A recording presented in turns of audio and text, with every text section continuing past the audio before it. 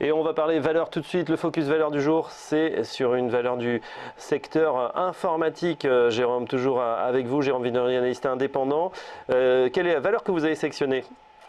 Alors je voulais vous parler aujourd'hui de Sopra Steria, issu donc de la fusion de ces deux groupes, qui évolue depuis peu sur de nouveaux records historiques, donc des valeurs technologiques qui évoluent sur des plus hauts historiques. Aux États-Unis, on en a plusieurs qui ont franchi leur plus haut de 2000.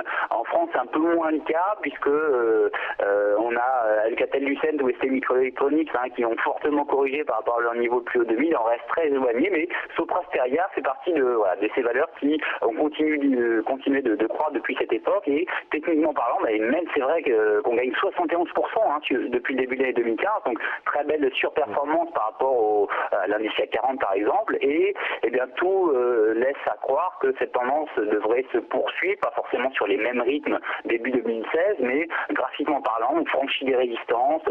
Ces derniers jours, on a très bien résisté au décrochage, puisqu'on a marqué un nouveau plus historique le 7 décembre, et derrière il y a eu quelques prises de bénéfices, mais voilà, j'essaie d'intégrer cette valeur en portefeuille sur repli un petit peu plus bas. Si on parvenait à revenir dans la zone des 100 euros, 101 euros, ça pourrait être intéressant pour une un retour sur les récents plus hauts, les 112 euros, voire au-delà, début 2016, horizon janvier, la zone des 120 euros, puisque, comme j'évoquais, à moyen long terme, on a toujours une très belle tendance sur cette valeur qui devrait, tant qu'on n'a pas de signaux de retournement, se poursuivre. En tout cas, c'est très linéaire. On voit que c'est un canal parfait qu'on pourrait dessiner, et une bande même assez étroite. Donc effectivement, on jouera peut-être la borne basse du canal sur Sopra Steria. Merci. Oui, c'est ça.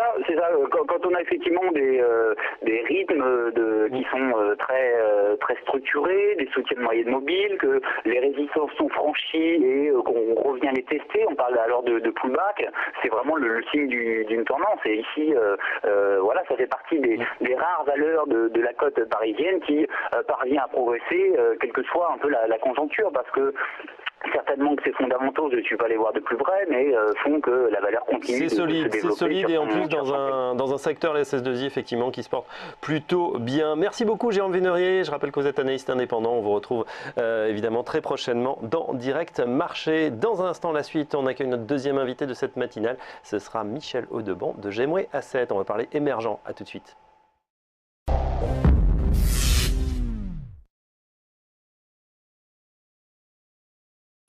La banque du futur, elle sera simple. Tout se fera à distance et sans frais. On pourra ouvrir son compte dans un taxi, d'où on veut. Plus aucun document, une capture suffira. On signera son contrat à la voix. Lu et approuvé, Nicolas Dupuis. Et on augmentera son plafond de carte bancaire, comme ça. Cette banque du futur 100% mobile, elle existe déjà. C'est ma banque. Boursorama Banque, la banque en ligne avec son époque. Et la carte Visa Premier est totalement gratuite.